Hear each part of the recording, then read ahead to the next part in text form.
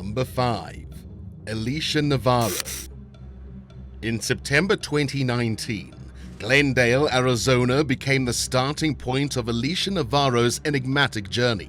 A mere week before her anticipated 15th birthday celebration, Alicia inexplicably vanished from her home. She left a handwritten note telling her mother she would return later that day. However, Alicia's steps led her far beyond the confines of her home, as she ventured into a years-long absence that would baffle all who sought her. Jessica Nunez, Alicia's anguished mother, nurtured a belief that her daughter had been ensnared by a stranger she encountered through her fervent engagement in online video games. Alicia, deeply engrossed in the realm of virtual worlds, had initiated her digital odyssey at a tender age, commencing at a mere 11 years old. Fueled by maternal determination, Jessica waged an unyielding campaign to retrieve her daughter, resorting to televised appeals and leveraging the power of social media. Yet despite her unceasing efforts, Alicia remained elusive, her whereabouts concealed by the shadows. Then an unexpected twist punctured the narrative. In the hush of a Sunday morning in July 2023, Alicia walked into a Montana police station, now an 18-year-old figure returning from the abyss. In a startling turn of events, Alicia requested her removal from the roster of missing individuals. Details surrounding Alicia's odyssey remained cloaked in ambiguity, a puzzle leaving the public mystified. The profound astonishment lay in the fact that Alicia had traversed a staggering distance of 1,300 miles from Glendale to Havre, Montana, an inconspicuous hamlet nestled on the threshold of Canada. The town, home to a mere 9,000 souls, opened up against a backdrop of farmland and the expanse of the Rocky Boys Indiana Reservation. In her interactions with law enforcement, Alicia declared her well-being, asserting that she had not suffered harm, nor was she subject to captivity. The shadows that enveloped her existence allowed her to move as she pleased. Remarkably, Alicia bore no criminal charges, casting an air of intrigue upon her circumstances. However, a shroud of apprehension lingered as the tale continued to unfold. The police operation led to the apprehension of an individual, a man escorted away in handcuffs from an apartment complex in Havre. A young woman subsequently emerged from the same apartment, her presence unfamiliar to those in the vicinity. While the specifics of their connection remained enigmatic, the probability of a link to Alicia loomed large. Hints pointed toward the possibility of multiple lives held in captivity within the confines of that very apartment. As the hours passed, the unidentified individual was eventually released from police custody, leaving observers in a state of bewilderment. Law enforcement remained reserved about his potential involvement in Alicia's saga. Their sole affirmation lay in the jurisdiction of Alicia herself to determine her path, whether to return to the fold of her past or to chart a divergent course. Still, a cloud of mystery prevails over Alicia's odyssey, the gulf between 2019 and 2023 awaiting illumination. The question of who enticed her away from Arizona and why continues to resonate. In the wake of 4 perplexing years, Alicia's return to the local police department is puzzling, a haunting question mark in a tale marked by the inexplicable. Number 4. Natasha Ryan. In 1998, at the tender age of 14, Natasha Ryan disappeared from the Australian landscape. A complex teenager familiar with vanishing acts, she had a history of running away, making her initial absence less alarming to her parents. Assured that she would return, they waited. But days turned into weeks, and weeks into months, and Natasha remained absent. A chilling realization dawned upon authorities. A string of disappearances signaled the presence of a serial killer, Leonard Fraser, on the prowl.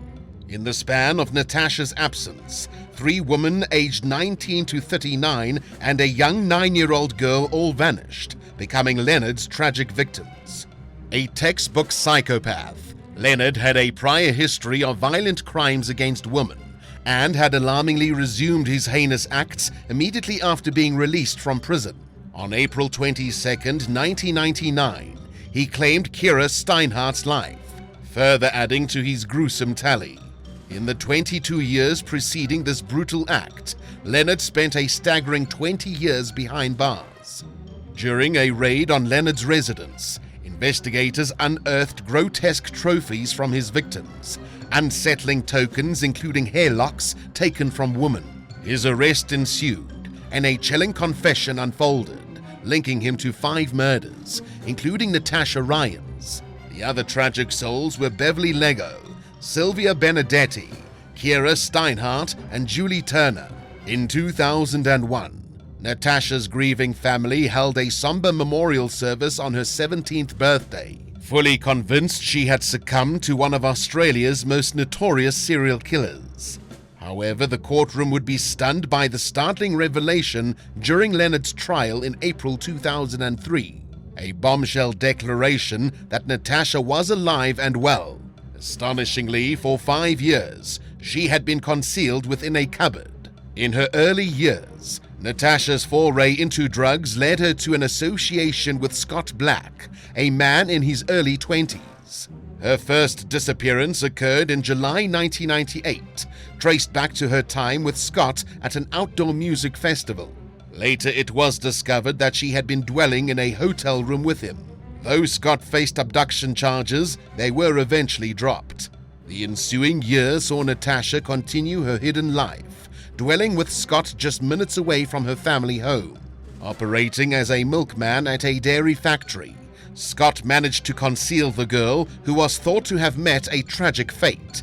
Natasha's existence revolved around clandestine movements within the house, finding refuge in a cupboard whenever visitors arrived. The fear of being caught kept her indoors for a staggering 5 years, punctured only by her sporadic late-night visits to the beach. In a twist of fate, Scott eventually revealed Natasha's hidden existence. He contacted a children's helpline to expose the truth, that a man was about to stand trial for a murder involving a girl living under his roof. This startling act of conscience led to the discovery of Natasha on April 10, 2003.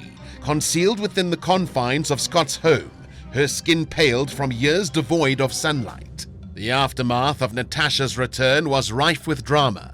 Her courtroom testimony, affirming her survival against all odds, was a gripping spectacle. Scott was met with a 1-year prison sentence for deceiving law enforcement, while Natasha faced her own legal repercussions for fabricating a police investigation. The financial burden amounted to $20,000, encompassing investigative expenses and fines. Yet a twist of irony transformed Natasha's narrative. Her story became a lucrative commodity, fetching $120,000 from an Australian production. Subsequently, her marriage to Scott in 2008 earned them additional $200,000 through a deal with Women's Day. Presently, Natasha and Scott, united in marriage, continue to forge their lives together, now blessed with 3 children. Would you ever leave everything behind and completely disappear without telling anyone where you were going or how long you would be gone for? Tell us in the comments and hit subscribe while you're at it. Number 3. Stephen Kubaki. Stephen Kubaki, a student at Hope College, embarked on a cross-country skiing excursion in February 1978 that would eventually lead to an enigma shrouded in mystery. What began as a simple getaway stretched into an astonishing disappearance as Stephen vanished without a trace for a year. Authorities were alerted to Stephen's absence, and their search took them to the fringes of Lake Michigan, near Saugatuck, where his last known sighting occurred. In the snow, a trail of footprints stretched over 200 yards towards the lake's edge, only to abruptly cease, as if fading into the unknown. A prevailing theory at the time speculated that Stephen had met a tragic fate, succumbing to the icy depths of the lake, entwined in its wintry embrace until the warmer months would unveil his resting place. Months passed, the shoreline of Lake Michigan withholding its secret. Then on May 5, 1979, an astonishing reawakening occurred. A year and 3 months after his vanishing act, Stephen roused from his slumber in a field in Pittsburgh, Massachusetts. A perplexing reality unfolded before him. He had journeyed over 700 miles from his last known location at the lake's edge, adorned in unfamiliar attire and clutching a backpack laden with trail maps and hiking gear. He bore a marathon t-shirt from a Wisconsin event that he could not recall participating in. Strangely, despite the haze enveloping his memory, Stephen experienced a sensation similar to extensive running coursing through his being. The perplexity deepened as Stephen grappled with the aftermath of his year-long disappearance. Returning to Saugatuck, he sought answers, yearning to reclaim the forgotten fragments of his past. Yet the elusive memories remained stubbornly out of reach. A void existed between the footprints he left in the Lake Michigan snow and his awakening in that distant Massachusetts field, a void he struggled to bridge. The uncertainty plagued him. Did he inadvertently transverse the country in a blackout, or did a transient entity temporarily commandeer his existence? Speculation even extended to the realm of extraterrestrial abduction, invoking the possibility of UFO involvement. Compounding the puzzle was the backdrop against which Stephen's disappearance unfolded, the mysterious Lake Michigan Triangle, a region encompassing Benton Harbor, Manitowoc, and Ludington. This area had witnessed a tapestry of unexplained vanishings since the 17th century, a stage where eerie occurrences danced alongside the tangible. Recent times had birthed accounts of mass UFO sightings, accompanied by unidentified flying and submerged objects. Sunken shipwrecks lay silent witnesses to the secrets that lay beneath the triangle's watery surface. Amidst a web of assumptions, a central theory emerges: the presence of an energy vortex emanating transformational forces within the Lake Michigan Triangle. This theory, often embraced by conspiracy enthusiasts, offers a potential explanation for Stephen's transformation, a hypothesis that envisages his transition into an alternate persona. Nevertheless, despite the numerous theories and tantalizing speculations, the question of what truly transpired in the case of Stephen Kubaki remains unresolved, an elusive secret guarded by the veiled mysteries of the Lake Michigan Triangle. Number 2. Crystal Hag. For 2 decades, Cynthia Hag remained rooted within the walls of the same home, refusing to budge. Her unshakable conviction stemmed from the profound belief that someday her daughter would once again cross the threshold of their front door. The year was 1997, when Cynthia's world was forever altered by the vanishing of her beloved daughter, Crystal Hag. A vivacious 14-year-old, Crystal's demeanor was characterized by her infectious bubbliness, cherished by friends and family alike. It was an ordinary April day, when Cynthia was occupied with her duties at the local grocery store, that Crystal made a fleeting appearance. Purchasing milk and cereal, her face adorned with a radiant smile, Crystal left a permanent imprint on her mother's memory. However, the sunshine of that moment gave way to an evening shadowed by an inexplicable absence. Crystal was nowhere to be found. Over the ensuing 2 decades, Cynthia found herself ensnared in the past, leaving behind the festivities of Christmas and surrendering to an unforgiving abyss of depression. In 2010, Baltimore law enforcement reluctantly admitted to the exhaustion of every conceivable avenue in their quest to locate Crystal. With no viable leads left, the case teetered on the precipice of closure. Unbeknownst to Cynthia, Crystal's life had taken a vastly different trajectory. Crystal, in an unexpected twist, had embarked on an odyssey of her own. Departing from her old life, she boarded a bus that transported her from Baltimore to the bustling embrace of New York City.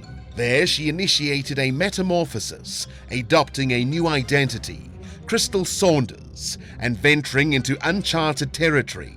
Armed with a counterfeit driver's license, she toiled as a house cleaner in the Bronx, navigating the path from her 14-year-old self to a 23-year-old woman.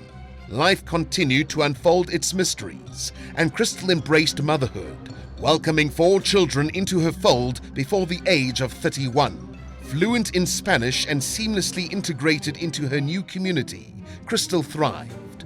Yet a thread of connection perished between Crystal and her past life. She secretively observed her old family's unfolding chapters, keeping a watchful eye through the lens of Facebook.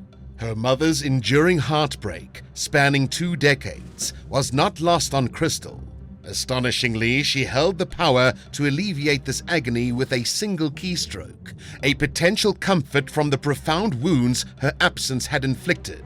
Yet the keyboard remained untouched until an unexpected catalyst intervened. In March of 2018, Crystal reached out to her eldest sister Bianca, who promptly bridged the divide between connecting Crystal and Cynthia once more.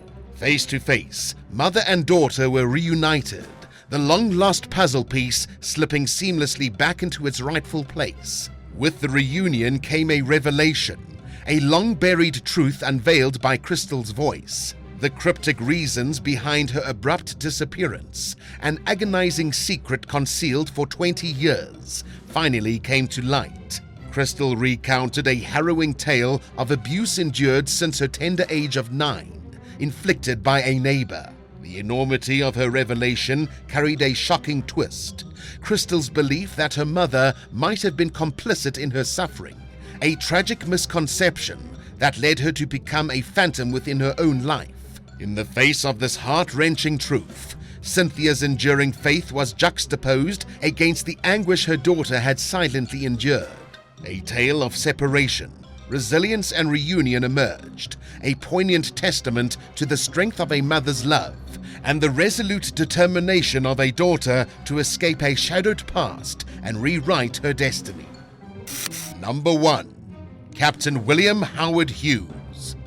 On June 6, 2018, a surprising visit awaited William Howard Hughes Jr. at his doorstep, none other than special agents from the U.S. Air Force. The reason behind his arrest was an astonishing revelation: desertion. William had vanished from the Air Force's radar 35 years earlier. At the time of his apprehension, he had even abandoned his original identity, adopting the name Barry O'Brien. The tale of William's life forms an intricate and bewildering puzzle. It all began in 1983, when he inexplicably disappeared, causing a massive commotion within government circles. The Air Force, in pursuit of their deserter, and agencies like the FBI and Interpol joined the hunt. Given the backdrop of the Cold War, speculation grew that he might have defected to the Soviet side, a theory compounded by his rumored involvement in the catastrophic Challenger space shuttle explosion of January 1986. Born in Seattle in 1950, William Hughes was the son of an airline industry worker, growing up with 3 sisters. His journey led him to the Air Force in his early 20s, enlisting in 1973 and swiftly rising to the rank of captain at the Kirtland Air Force Base in Albuquerque. This role granted him access to classified information, particularly concerning a NATO missile program and missile warning systems. Establishing his residence close to the base in Albuquerque, William led a reclusive life. His trajectory took a clandestine turn in July 1983 as he embarked on a secret mission to the Netherlands tied to missile technology. Expected back at the Kirtland Air Force Base on August 1st, he never returned. William's disappearance triggered an immediate Air Force investigation. The trail led to ATM withdrawals in Albuquerque before his journey, amassing around $28,000 in cash, a considerable sum for a fresh start in the 1980s. His car was eventually found at the Albuquerque International Airport, marking him as AWOL on August 10, 1983. Although not formally accused of espionage, William was branded a deserter. His sister vehemently denied any allegiance to the Russians, yet the climate of Cold War tension heightened suspicions. This was a perilous time to abandon the Air Force with classified knowledge. In 1986, journalist Tad Schultz of the New York Times, renowned for breaking the Bay of Pigs story in 1961, postulated that William Howard Hughes might have sabotaged the Challenger shuttle. Allegedly sourcing Pentagon insiders, Tad claimed William collaborated with the Russians to undermine American and French launches. As the Cold War concluded, both the narrative and the individual faded into obscurity.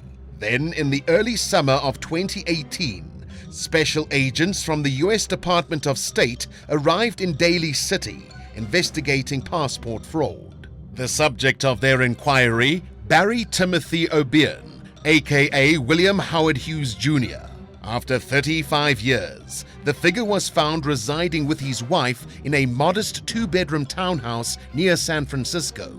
Subsequently, William was sentenced to 45 days in a military prison. Within 2 months of his true identity emerging, his wife sought an annulment. When questioned about his disappearance, William cited depression in 1983 as the catalyst. He revamped his life, adopting a new identity in California, wary of his Air Force involvement. Neither his alleged defection to Russia nor his subsequent connection to missile mishaps were definitively proven. As for his current whereabouts, that remains a mystery shrouded in uncertainty. Thanks for watching. Would you rather have one of your parents disappear for 5 years and return like nothing happened, or involuntarily live off the grid yourself for 2 years with no cell phone? Let us know in the comments below, and remember to subscribe. See you next time on Bad Badger.